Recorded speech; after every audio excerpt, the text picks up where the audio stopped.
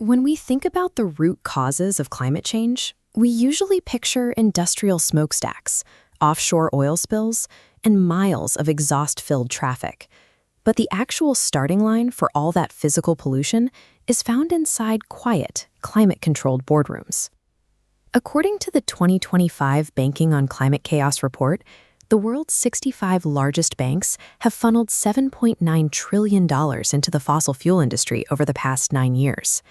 Many of these institutions run expensive marketing campaigns to highlight their green energy initiatives, but beneath those headlines, a concentrated group, often called the Dirty Dozen, is driving the vast majority of global fossil fuel expansion.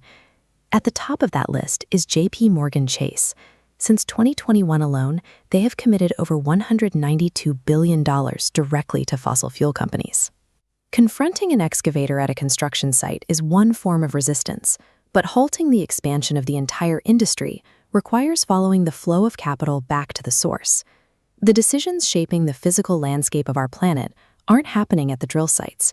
Instead, they are happening in the dense financial districts of major cities. Banks facilitate these projects by underwriting massive issuances of debt and equity.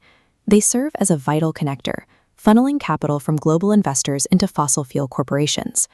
Giants like ExxonMobil and Glencore rely on this bridge to secure billions for new infrastructure projects.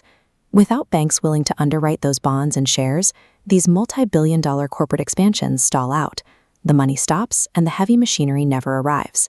That abstract flow of capital translates directly into physical reality and immediate consequences for the people living nearby. In Hyogo Prefecture, Japan, a 2,700-megawatt coal power plant dominates the skyline of Kobe City. The massive cooling towers and the thick emissions pouring from them are directly financed by Japanese megabanks like Mizuho, SMBC, and MUFG. In Mozambique, global banks are heavily backing the expansion of liquefied natural gas. Giant export terminals and massive transport vessels are reshaping the coastline to ship fossil fuels out of the region.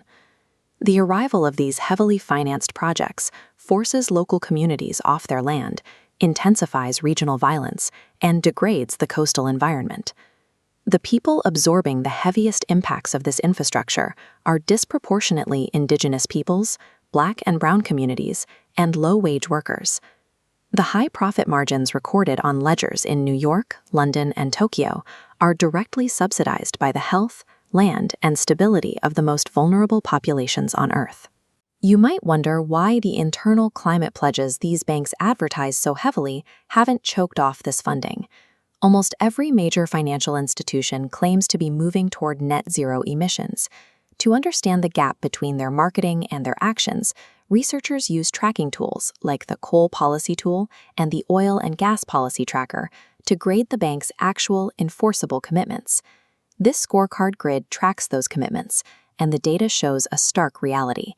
When you look at the columns for top global banks, you find near-zero restrictions on funding fossil fuel expansion. Categories tracking absolute thresholds and phase-outs are filled with failing grades. These policies are designed exactly this way. The massive loopholes are intentional, written to appease public concern, while ensuring the lucrative fossil fuel deals continue uninterrupted. Because internal banking policies have proven ineffective, the frontline resistance against fossil fuels is adopting a new strategy. They are moving their focus from the extraction sites to the financial backers. Look at the ongoing fight over the Mountain Valley Pipeline in North America, where a massive pipeline cuts a destructive path straight through rural landscapes. When Congress and the courts block the legal avenues to halt construction, the activists explicitly pivot.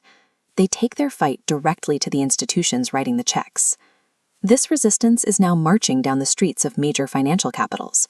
They are standing outside bank headquarters, demanding accountability from the people managing the money. The data confirms that global banks are the primary architects of the fossil fuel landscape. By providing the capital and designing the loopholes, these institutions are deciding exactly how much climate chaos the future will hold.